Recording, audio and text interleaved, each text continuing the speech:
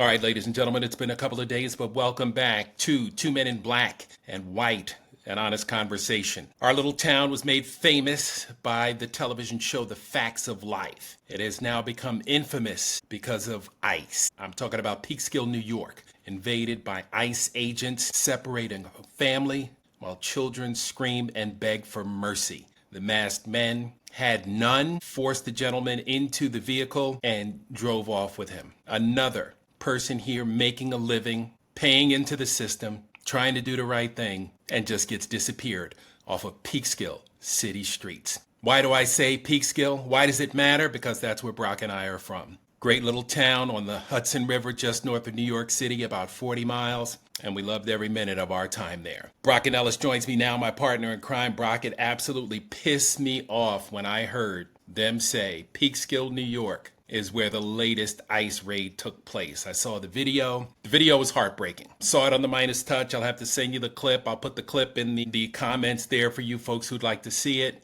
But it was absolutely heartbreaking. And again, this wasn't Emmett. It wasn't, Venus de la Agua, whatever the gang name is. It's a guy who's making a living. They pulled him out of a home. They didn't pull him out of some, shack where gang members were holed up. I mean, I don't know where gang members live these days anyway. But, they said they were going to get the worst of the worst. This is not the worst of the worst. So, and I'm sure they have no idea, the family has no idea where he was taken, right? Exactly. Because now we've been hearing the stories of some of these detainees that have been released after periods of time, and even some from some of these foreign jails, like their families had no idea where they were for the entire duration.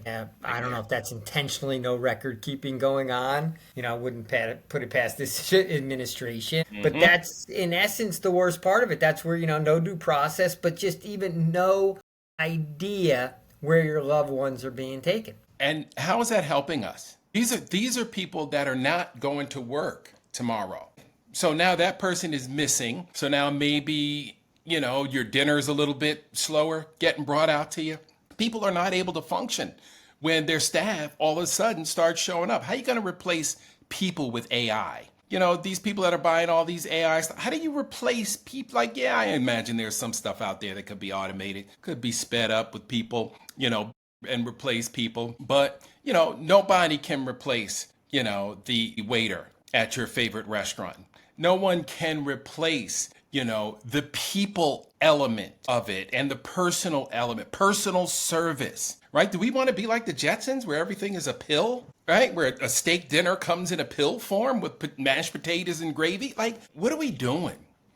Right? Who is going to take these positions and keep our economy going? I heard some announcement today about, some factories coming back. And, they've got a huge climate conference coming up in Brazil in November, and the U.S. is not going to be partaking.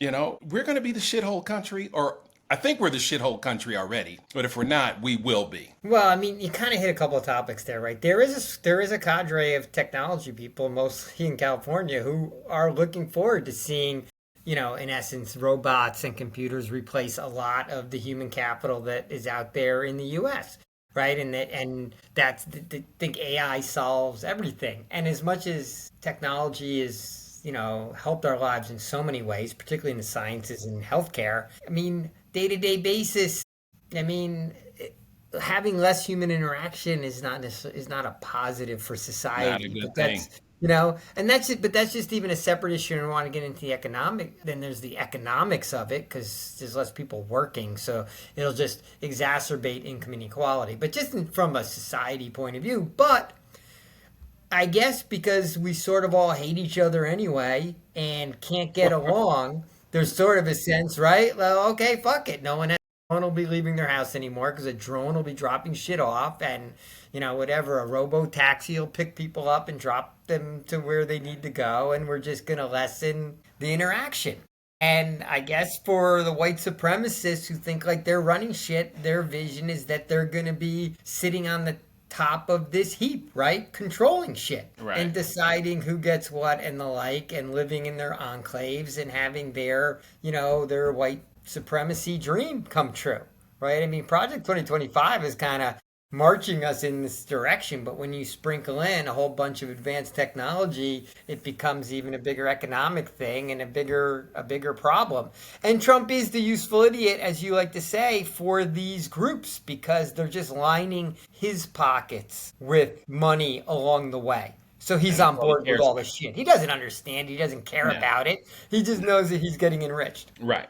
And that's all he cares about is filling his pockets and getting out of there with as much money as possible if he can't be a king forever. And, I think that's what he's working toward. The ICE thing, I mean, the Stephen Millers of the world. Wow, I'd like to punch that guy in the face. Just, I mean, he's got an incredibly punchable face. Him and MAGA Mike, the two most punchable faces in America. And, if you put those guys at a carnival and just line them up, at the clown stand and say, hey, take a punch. You make a mint. Make a mint, $10 a punch. We'd be knocking him out all night long because they're loathsome and they are evil creatures. And Mike, smug, shit-eating look he has on his face all the time like he's some godly man. MAGA Mike, shut up. Do you realize what you're doing to people? You realize how difficult you're making things for people? Then Nancy Mace comes out today. Nothing more American than watching families get ripped apart and keeping our city's streets safe. What are you talking about? What are you talking about? You're taking hard-working people off the street. You're taking people off the street who actually went to check in for their court appointments. They're saying they're grabbing 100 people a day down at the federal building in Manhattan. 100 people a day. That's the average. Right? Because your boy, Stephen Miller, wants to get 3,000 a day. I mean, it's ludicrous. They look at people as things and objects and not as human beings. And there's a special place in hell for I MAGA mean, Mike, Steve, Nancy Mace, and all of those clowns. I mean, Stephen Miller is the Clarence Thomas of the world, right? A Yeah, right? Jewish guy who's decided that he needs an ethnic cleansing of America, when in reality, at least half, if not more, than the supporters of Trump, including Trump, are anti-Semitic. Like, he's not invited to that party, but he thinks he's Right. throwing the party, right? It's Right. amazing and disgraceful and disgusting because his day will come as well, but he thinks he's in charge of the deportation shit. But Mark, just on the topic of this, like, I'm kind of wondering where's the anger level for America, right? You cited that Joe Rogan has started to kind of turn on this deportation topic, and maybe that moves a bunch of the run-of-the-mill MAGAites. Right. Listen to Rogan. Maybe not the Right. the ultra white supremacists. Maybe have a different, stations they tune into. But I had an Right. interesting conversation with a woman, blended, about 50-ish, blended family, Mexican husband, she's white, 7 kids between the two of them, right, when they bring Right. it together. And the Mexican kids, she was a white woman, so they weren't her, biological children, but she helped raise them, right? She says her husband, who is here legally, is concerned about ICE because he has no trust that they're going to care that he's here legally, right? So Right. he's looking over his shoulder. He's worried. He doesn't trust the system. He doesn't trust America, right, in Or that should he? way, even though he's been here pretty much his whole life. But he's first generation. His kids that are second generation, who were born here, citizens also, let's say I guess they're in their 20s basically, because she was talking about them having jobs and getting first houses, right? So let's assume they're 20s, early 30s or so, right? And hopefully, if not later 30s with the way the prices are, saying that second generation, they're just showing no concern. They don't think ICE is going to get to them or bother them. Like, they were born here. They went to school here. They went to college here. They have jobs here. They just feel so ingrained and interwoven into the society that they just don't think they're going to be targets. And the mother is like, shaking her head saying, I don't know why they think they're so safe and why it doesn't concern them more. But I think maybe that sentiment, I mean, this is anecdotal, but that sentiment may be part of why we haven't had as many like angry, aggressive protests from the younger people, right? We've always talked about the protests so far have been very old. A lot of gray hairs Right. out there. Right. But So it was concerning to hear. So I was concerned to hear that. First of all, I agreed with the mother and said, "Wow, I don't know why they're so complacent. They certainly shouldn't trust Stephen Miller isn't going to get to all them. people. He doesn't care that they were born here and went to school here and are ingrained in the society. He wants to extricate brown people from society." But you know, So, but that's interesting because, we hear that young people are on TikTok. We hear that they're on all these social media platforms, but yet they're not concerned about what's actually happening and what's actually affecting them. And those are the people that we need to be talking to.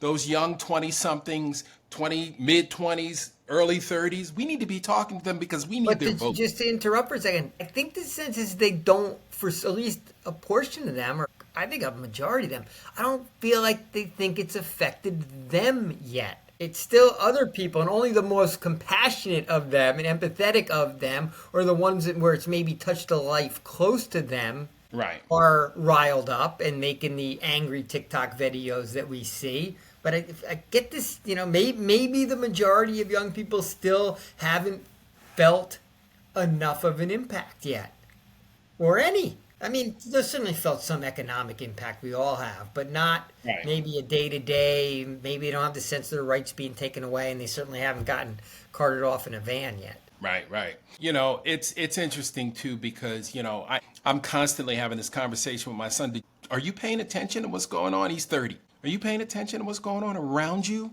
He's talking about moving to Florida. I said, Florida? Why would you move to Florida? You're moving backwards in time, bro. Florida is not the place for you, right? Not for your family. As a blended family with a black child, I don't think so, bro. I wouldn't be trying to educate my children in Florida. They're Of banning all books down places. there. They're wiping away any semblance of black history. Exactly. Exactly. And I'm like, are you paying attention? Like, don't you see what is happening? One of the most prominent HBCUs, Florida A&M, has been taken over by MAGA types and black MAGA types that have been, bowing down to Ron DeSantis and MAGA and Trump. And so that's how you end up with the Byron Donalds type people on the board at FAMU and in the president's chair, right? Dismantling the university from the inside. They've already lost one of the most successful pharmacy programs. They've lost like $16 million, which is huge, a huge amount of funding, scholarship money that goes to those students who, a lot of students, I bet you, are checking in to find out this August. You watch at the HBCUs how many kids don't have their scholarship money there because the programs have been halted by the Trump administration. It's already happening at Howard University.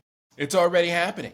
And so, we've got to get these young people to pay attention because I know they think it doesn't affect them, but that's because they're not writing checks yet and paying bills. But if they would just click over to some of these younger influencers, Dash Dabrowski, Brian Tyler Cohen, Adam Mockler. Adam Mockler is a royal pain in the ass for Republicans. He just sits there and eats them up. Just chews them up and spits them out like candy. And so there are young people that are out there that they could listen to, that they could relate to, who understand what they are going through. And because, see, Brock, this flies in the face of that conversation you had with that younger kid last week about him talking about, how am I going to buy my first house? How am I going to be an adult? How much am I going to have to pay for college? Tuition now, what? Private schools in the Northeast, $85, $90, $100,000 a year? A $400,000? Well, that's not even going to get you a home in Boston. You can get a room. You might be able to get a small condo for Yeah. $400K, maybe. Yeah. Not going to be overlooking the river. Yeah, the 15-year-old kid had done the math, right? He was looking at what was good because he's like, I got to go to a good school to come out of there and getting a good white collar job because you got to be above middle class. You got to be basically upper middle class, if not wealthy, the wealthiest class, in order to be able to afford a home. He's already thinking, like, imagine a down payment on a home and then the payments you have to make. After that, like, you have to have a great job. Well, what's the road to a great job? The administration is kind of like, well, college isn't for everyone, and community schools and skilled labor, but then so that people can get to the quote middle class. Okay, so it's so great you strive to get to the middle class, but then the middle class, it's so fucking expensive that a middle class, quote, middle class income can't get you anything. Right. Right. So, Right. so And you're and, and you you're know, stuck. So then you're and stuck. we got 83 billionaires that are charting the course for us because they're greedy as all fucking get out. And, these 83 people, mostly older white men, are having their way. And it's all because they can put money in Trump's pocket. Because he's the greediest son bitch on this earth, who sucked as a businessman, who wants to be accepted by the Billionaires Boys Club and can't do it. And, Joe Rogan, you want to draw a line in the sand on this immigration thing.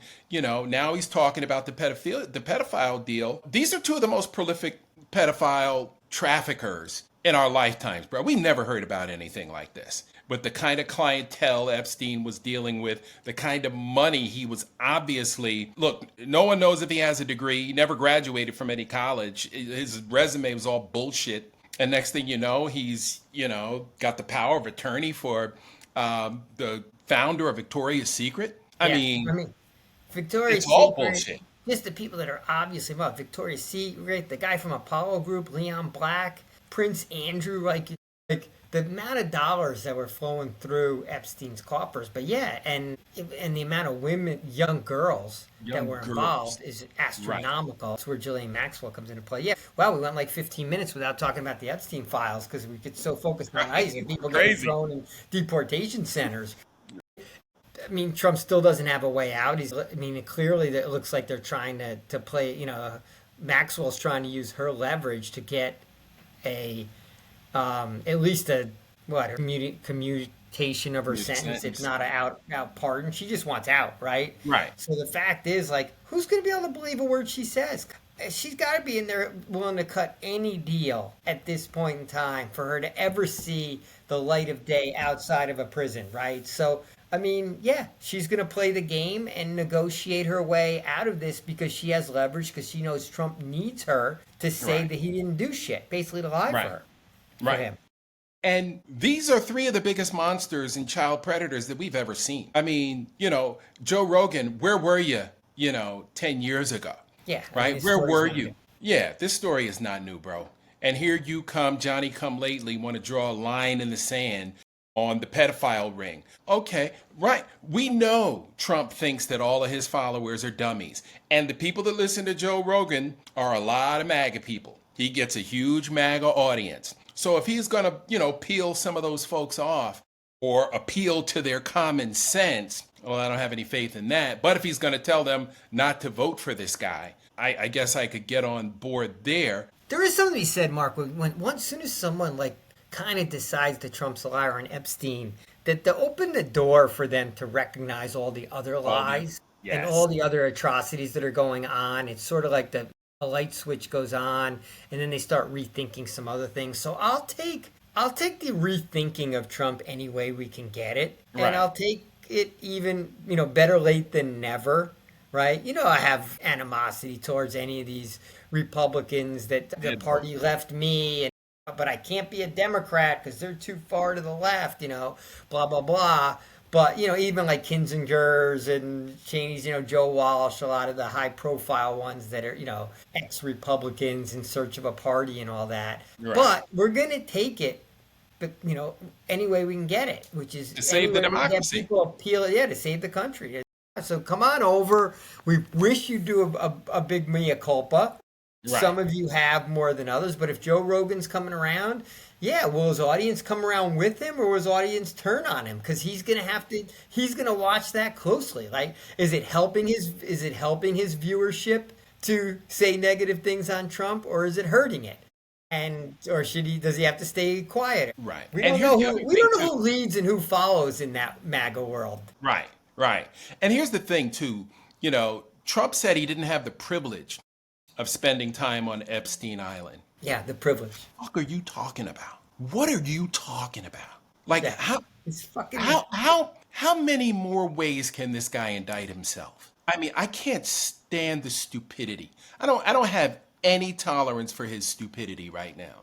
This guy couldn't make money in a business where people give you money and expect nothing in return.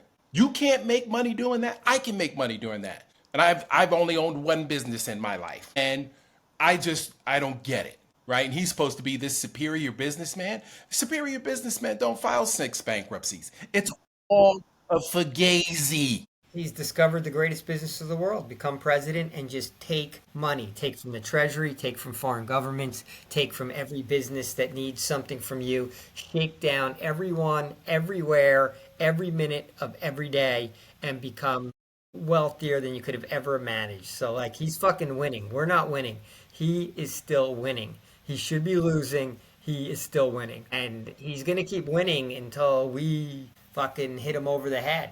So I'm happy that people are being riled up on the right a little bit more on the MAGA thing, right? The last time they got on the Epstein thing, they got riled up on the what was Chuck Grassley's crew? They were riled up on kind of the separation of Family the separation executive deal. branch and the judicial branch. Got some Yeah. people riled up, 3-4 months ago. Right. I mean, look, let's just keep adding gasoline to the Epstein files fire because his Well, there's people no way. realize he's lying, and Yep. maybe they'll start looking at some of the other lies or realize the whole thing's been a house of cards. Well, and that's what Rogan said. Rogan said this guy is clearly just protecting himself. We voted for him to come in, drain the swamp. He didn't drain the swamp the first time around. He got impeached twice, right? Why'd you think he was going to come in and do it again? What are you talking about, Joe? Mind fucking boggling. Right. I don't get it. He is the swamp. He's the biggest swamp monster going. So what are you talking about? Because I don't hear you talking about the $934 that automatically appeared in the Pentagon budget to help retrofit this plane and break it down. Yeah. And figure out exactly if there's any listening or bugging devices in there that the Qataris might have put in it. What's more swampy than accepting $1 billion gift from a Middle East nation that supports terrorism?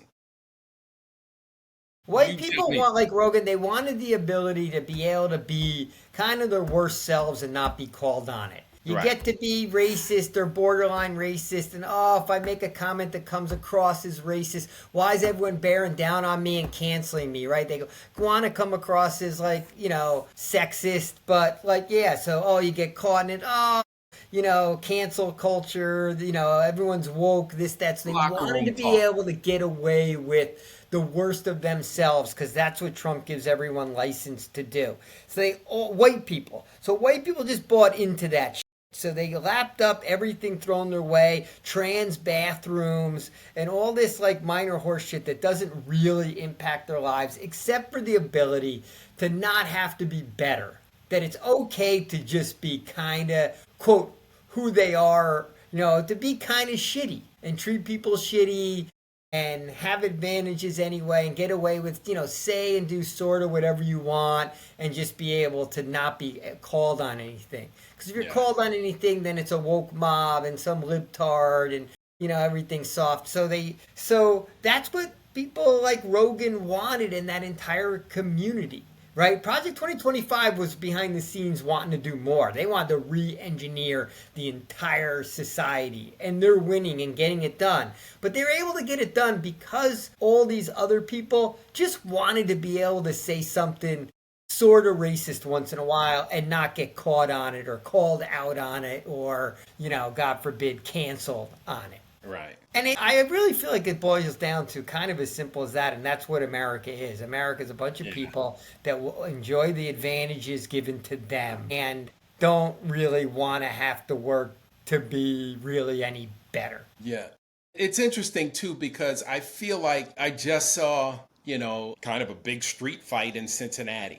I saw another man, white man, confronting a black neighbor who was driving around the neighborhood trying to put his daughter to sleep. He had the music playing in the car. And so he starts recording because this guy comes out and is staring at him as he goes around the block. And he wants to know what he's doing. Just these random confrontations, and they all have the title "Leave Black People Alone." And so I'm wondering, like, why did all of a sudden white folks start confronting black people all the time about where they live? How do you prove you live here? Prove that you belong in this neighborhood. They've been itching to do it their whole lives. Yeah, Trump gives them the license. Trump gives them the and that's what license to Trump do has it. done. And that's what Trump has done. Gives people a license to be the worst version of themselves because he's the worst version of everyone. And if he can be, quote, successful that way, why can't we that way or be that way? Or this is the way it should be for us. It's a taker's mentality. And then, Trump is the ultimate taker, right? He's never gives anything in his life. He's just an absolute taker. Yeah. He's never sacrificed anything or done anything remotely. I mean, listen to Mary Trump. She says this guy's been a goddamn jerk his entire life. I did not know that he fired a baseball at her while she was trying to bat and broke her entire hand. I mean, who? And like she's saying, I was a toddler, like 6 years old. He's a grown man in his 20s, and he fires a fastball at her, hits her on the hand, and breaks her hand. Like who? Like what kind of asshole does that? I mean, we know what kind. We know exactly what kind. We've been watching it. That's why anyone who says anyone who's surprised in Trump 2.0 is like they're just full of shit. Yeah. They're so willfully ignorant and willfully ignored as if Trump 1.0 didn't happen. Right. I mean, it's fucking ridiculous. I mean, it wasn't as bad as what's going on today, but come on. All the signs were there, and maybe you weren't a group that was getting, pissed on, basically. Right. And if you paid attention, you knew it was going to be worse this time because now he knew who to put where so he could get his shit done. There's no adults in the room anymore. Yeah, worse people behind him with more of a game plan. Yeah, people. It's frustrating. Hey, before we go, let's talk about this shooting in New York City. Scary stuff, man.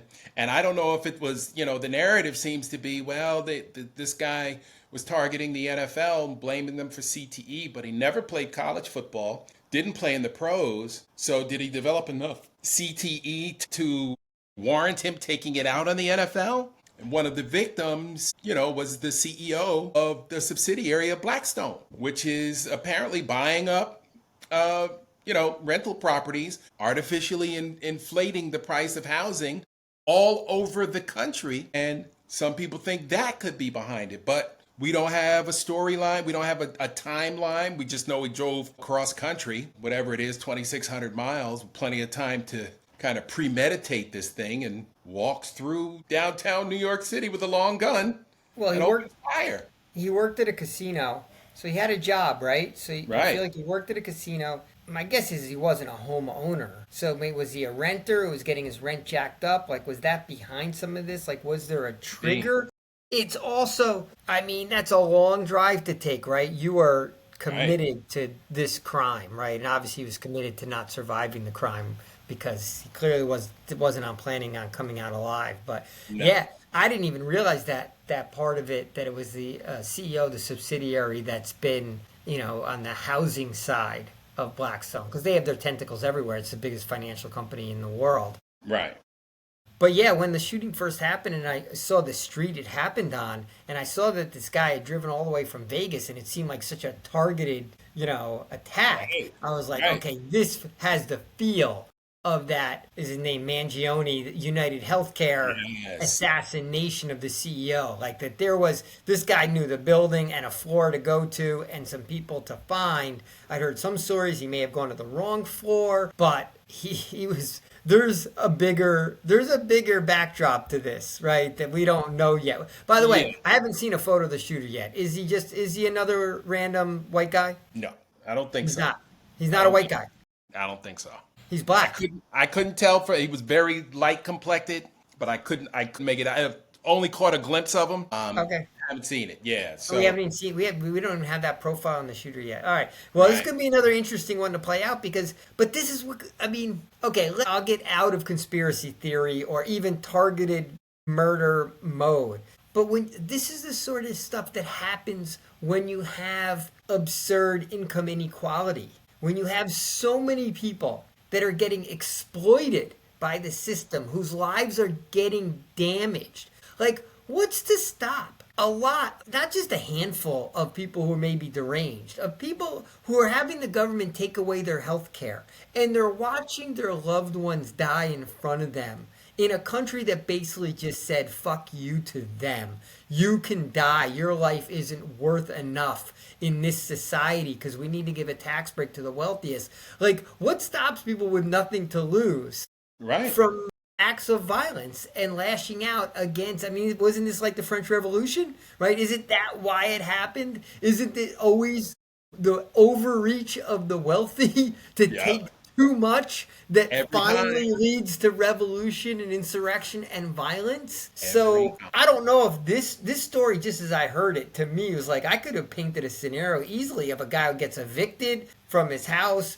by corporate America and now he's out on the street and he's homeless and he's Yep. looking to figure out who's to blame for his plight, that his life is going tumbling in the wrong direction. And of course, with the access to firearms we have in this country, it's so easy to do damage. So I don't Yep. know if that's where the story goes, but if it's not this one, it would, United Healthcare assassination. I don't know. Was it because his back injury and he was denied care? But why won't this happen all the time? When you keep taking things, essential life tools Right. from people. Right. Quality of life issues, right? You got none because rich America wants you to have nothing so they can have more. And this shooter happens to be African American, apparently, from the way he looks in this picture. Shane Tamura, Tetamura, might be some Asian in there. But yeah, and Brock, we have to keep reminding ourselves,